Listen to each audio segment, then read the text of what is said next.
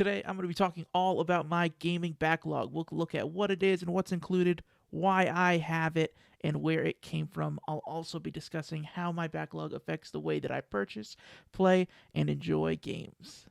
My name is James, and I started this channel because I love to play and talk about video games.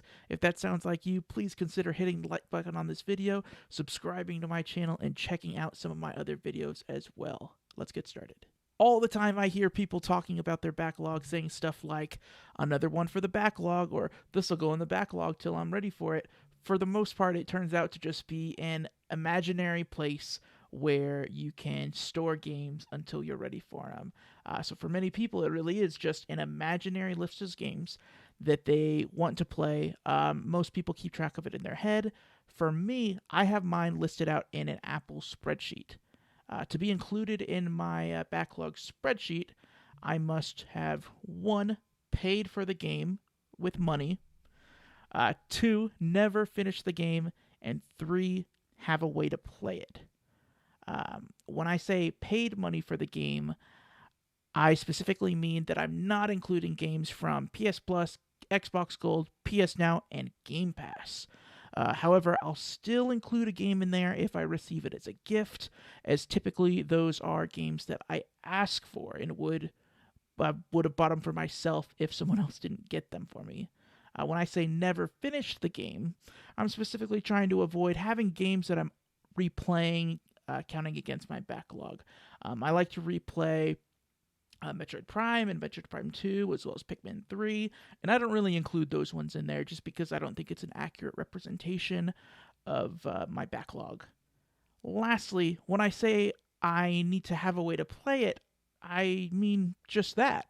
If I buy a game for my collection on PS2 or PS3 or one of those older consoles that I don't have, it doesn't get included because I literally cannot play it if I wanted to. There are very few exceptions to these guidelines. One is Cuphead. It was sitting in my backlog for a long time, but the game was just way too hard for me.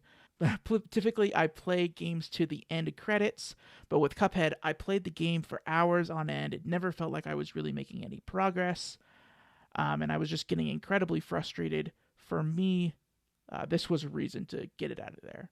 In addition to my backlog, I also have a long list of games that I want to buy, but I'm waiting until I'm ready to play them. I do that in order to prevent my backlog from growing any bigger than it already is. I've defined what my backlog is. Now it's time to ask why. What is the point of all this? First off, I have a terrible memory, and a written backlog acts as a way to keep track of what games I'm playing, what games I already own and need to play, all that good stuff. Second, it helps to keep me accountable. I mentioned earlier that I often play games to the end credits, even if I'm not having a good time playing the game. It may sound silly, but forcing myself to finish games helps ensure that I buy games that I'm pretty confident I'll like, not just anything that I think will be even remotely interesting. The third function of my backlog is to counteract my ADHD.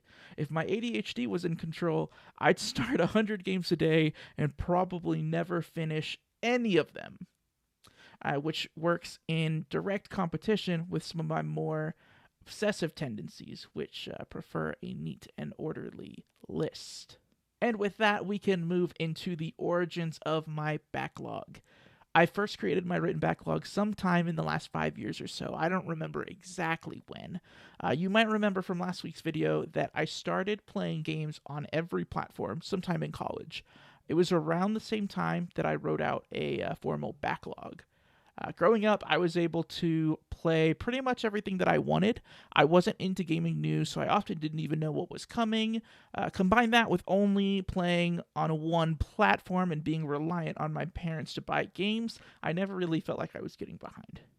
In college, when I returned to games and started playing on multiple platforms, I had many years of games to catch up on. Combine that with being much more aware of gaming news, it seems like it's nearly impossible for me to keep up. I needed a way to catalog games that I'd missed, games that are new, and games that are upcoming, and this seemed like the best way. Next, I'm going to talk about how it's affected my purchases, how it's affected the way that I play games, and really just how it's affected games as a whole for me.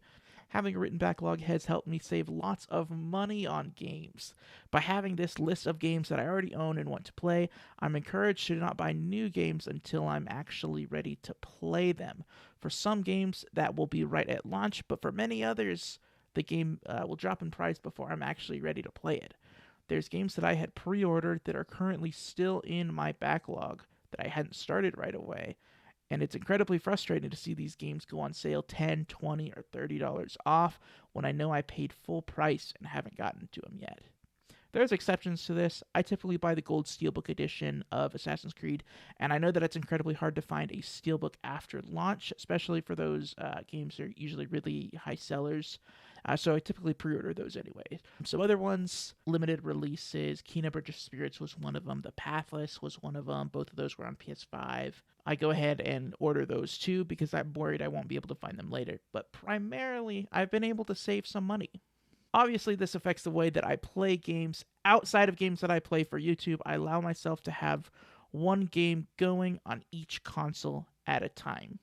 Right now, I'm playing Elden Ring on Xbox, Guardians of the Galaxy on PlayStation, and I just finished Kirby and the Forgotten Land on Switch. I think that my next Xbox game will probably be Red Dead Redemption 2, a game that I actually pre-ordered back in 2018 and still haven't started it. And it is currently selling for about $20 on Amazon. Another reason that I probably should have waited to purchase it until I'm actually ready to play it. Playing one game for console satisfies my ADHD by not making me feel like I'm stuck with only one game, and also limits my ADHD to make sure that I remember what's going on in the 2 to 3 games that I'm actually playing. My very final point that I want to drive home is that I really enjoy the structure of a backlog, specifically the way that I've set up mine. Other people may say stuff like, I don't have a written backlog because I just want to play what I want. I don't want some list telling me what to play or when to play. I want to play what I want to play. And that's fine. I personally love lists, but they're really not for everyone. If a written backlog is a visual reminder for you of all the games that you may never get to and it kind of stresses you out, then you probably shouldn't have one. For me, I find comfort in the organization of lists, and I know that I won't miss any games that are important to me that way. Guys, thank you so much for watching. As always, you can keep up with me on Twitter at James_Solar, and make sure to check back Monday for my next video. Thanks, guys.